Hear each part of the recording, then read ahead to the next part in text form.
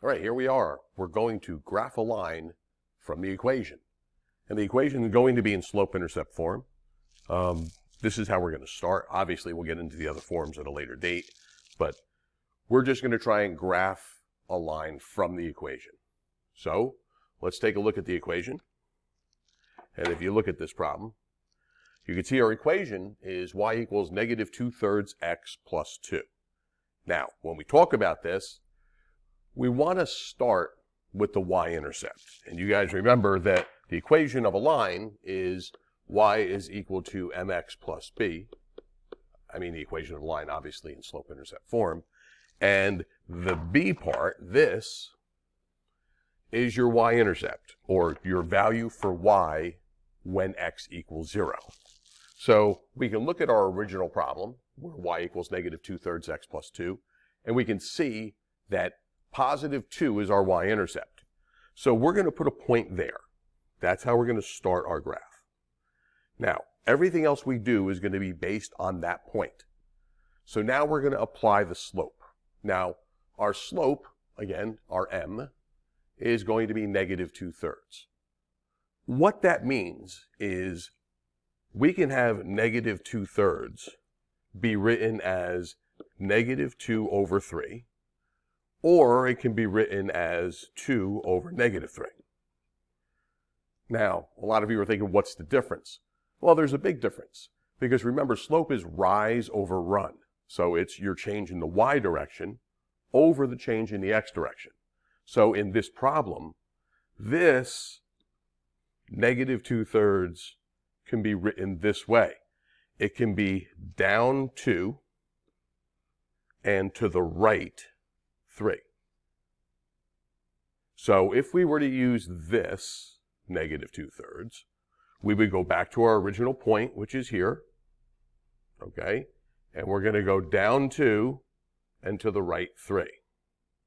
And that would be our next point. So right now you're saying, okay, I have 2 points, there's my line. Well, in math, we like to think that if you have 2 points, it makes the line. The third point actually confirms the line, means that you did it correctly. So if we take this 2/3, this one here, what this one means is we have a positive 2 on top. So we're going, with the positive 2 on top, it means that we're going up 2. And the negative 3 on the bottom means we're going to the left 3. Because remember, up is positive in the y direction, down is negative. To the right is positive in the x direction, to the left is negative. So we're going to be going up 2 and to the left 3. So again, go back to your y-intercept. You're going to go up 2 to the left 3 and put your next point.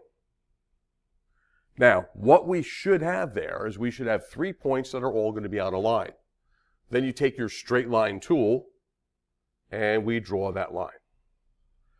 Now, I always like to make this line a little bit longer. In this case, I think we're okay because we actually do go through both the x and the y axis.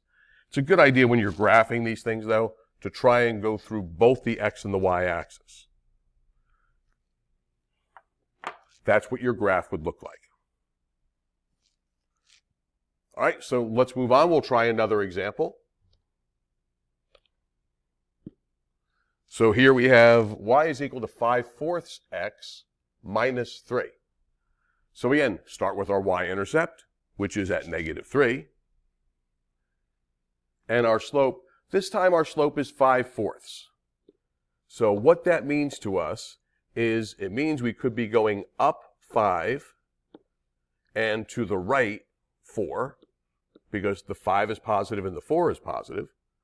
Or we could be going down 5 and to the left 4. And the reason for that is because negative 5 over negative 4 is equal to 5/4. So it's going to be the same thing. Okay, so let's graph this and see. So if we go up 5 and to the right 4, we're going to go up 5 and to the right 4. We would have that point. If we go down 5 and to the left 4, we're going to have this point. So there's our 3 points. Get our straight line tool. And hopefully, when you draw with your straight line tool, all 3 points are on that line, which in this case you can see they are. So you know that you did it right.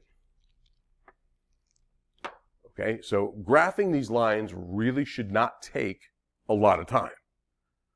As long as you're working carefully with it and you start with the y-intercept, think about how the slope affects it. Okay, in this case, we had a positive 5/4. Well, that means we could go positive 5, positive 4, or we could go negative 5 and negative 4. Because remember, negative divided by a negative is a positive. Thanks for watching.